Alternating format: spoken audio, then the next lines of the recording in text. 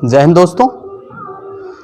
आइए दोस्तों बात कर लेते हैं आज इस वीडियो में कि यदि कोई अपराध होता है तो उस अपराध की सूचना हम पुलिस स्टेशन तक कितने दिनों के अंदर तक दे सकते हैं। इस पॉइंट को लेकर के लोगों में बहुत ही ज़्यादा गलतफहमी है। तो आइए दोस्तों इसको आज इस डाउट को क्लियर कर लेते हैं। तो दोस्तों बने रहिए मेरे यूट्यूब चैनल बनो दमदार विद पंकज के साथ। आइए दोस्तों किसी भी अपराध के हो जाने पर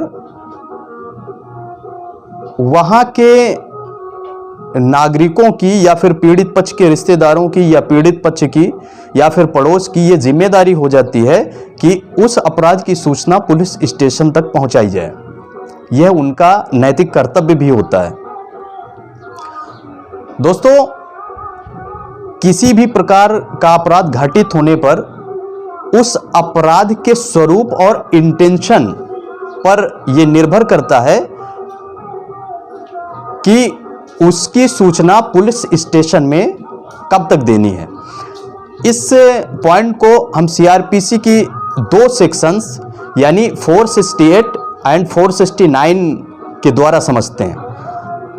तो दोस्तों सीआरपीसी के सेक्शन 468 स्पष्ट करती है कि यदि किसी अपराध में जुर्माने का प्रावधान है, जो अपराध घटित हुआ है उसमें केवल जुर्माने का प्रावधान है, तो उस अपराध की सूचना पुलिस स्टेशन तक या फिर मजिस्ट्रेट के पास परिवाद के रूप में अगर उस अपराध की सूचना देनी है तो सिर्फ 6 महीने के अंदर उस अपराध की सूचना दे सकते हैं। यदि उसमें सिर्फ केवल जुर्माने का प्रावधान है, सजा के तौर पर सिर्फ जुर्माने का प्रावधान है, तो 6 महीने तक उसकी सूचना पुलिस स्टेशन पर दे सकते हैं। यदि दोस्तों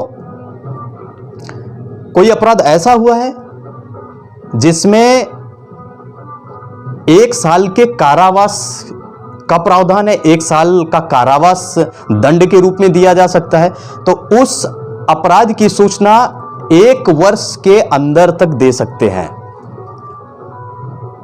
यदि कोई अपराध ऐसा हुआ है जिसमें 1 वर्ष से अधिक और 3 वर्ष से कम कारावास की व्यवस्था है, कारावास का प्रावधान है, तो ऐसे अपराध की सूचना पुलिस स्टेशन में हम 1 वर्ष से 3 वर्ष के बीच में यानी उच्चतम 3 वर्ष तक ही दे सकते हैं। यदि 3 वर्ष के बाद आप उस अपराध की सूचना लेकर के जाएंगे तो पुलिस स्टेशन में उस अपराध को डिसएक्सेप्टेड कर दिया जाएगा।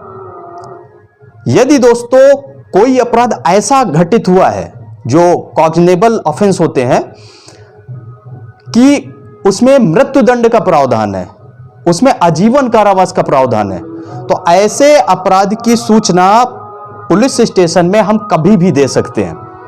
लेकिन दोस्तों इन सारे पॉइंट्स को समझते हुए एक पॉइंट समझना और बहुत आवश्यक है, वो ये है कि यदि एफआईआर करने में किसी कारणवश लेट होता है, देरी होती है, तो उस लेट होने का कारण जरूर बताना पड़ेगा हमें, क्योंकि एफआईआर दर्ज करते वक्त पुलिस ऑफिसर हम किस वजह से इतना लेट हुए कि हम तत्काल जो है उस समय एफआईआर नहीं कर पाए, अभी काफ़ी लेट एफआईआर कर रहे हैं, इसका कारण बताना बहुत इंपॉर्टेंट हो जाता है और कारण जरूर बताना पड़ेगा। यानी लेट होने का पूरा ब्यौरा बताना बहुत इंपॉर्टेंट है और ये हमें बताना ही पड़ेगा। लेकिन अब बात कर लेते हैं 469। तो दोस्तों 469 जो है यह सीआरपीसी के सेक्शन 469 हमें यह बताती है कि कोई अपराध हुआ है, लेकिन वो अपराध की गिनती किस दिन से होगी, वो अपराध की गिनती किस दिन से हम लोग करेंगे कि आज के बाद कितने दिन के अंदर हम पुलिस स्टेशन में एफआईआर दर्ज करवा सकते हैं। तो दोस्तों जान लीजिए, मैं एक एग्जाम्पल से इस चीज को बताना चाहूंगा। दोस्तों यदि आप किसी शादी समारोह में पूरे परिवार सहित गए हैं, आपके घर में ताला लगा हुआ है, और दोस्तों आप 15 दिन बाद उस शादी समारोह के बाद आप अपने घर आते हैं और घर आने पर आप पाते हैं कि आपके घर में तो डकैती पड़ गई है।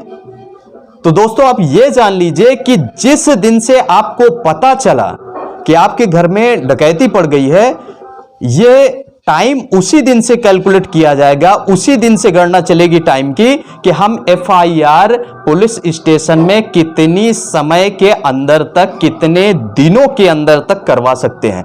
यानी दोस्तों जब आप शादी समारोह में गए थे उस दिन से कैलकुलेशन नहीं होगा। जिस दिन आप आए, आपको अपराध की जानकारी हुई है, आपको मामले की जानकारी हुई है कि हमारे यहां डकैती पड़ गई है, जिस दिन से जानकारी हुई है उस दिन से ये कैलकुलेशन होता है दिनों का। तो दोस्तों ये चीज जान लेना बहुत ही आवश्यक है। दोस्तों मुझे पूरी उम्मीद है कि आपका ये डाउट क्लियर हो गया होगा कि एफआईआर किसी भी अपराध के घटित होने पर हम कितने दिनों के अंदर तक एफआईआर कर सकते हैं। मुझे पूरा विश्वास है कि आपका ये डाउट एकदम क्लियर हो गया होगा। दोस्तों अगर ये वीडियो आपको पसंद आया है तो मेरे वीडियो को लाइक करें, सब्सक्राइब करें, कमेंट करें और शेयर करें। दोस्तों ये वीडियो अपने सगे संबंधी दोस्तों को ज़रूर शेयर करें ताकि उनकी भी नॉलेज बढ़ सके। Thank you for watching this video.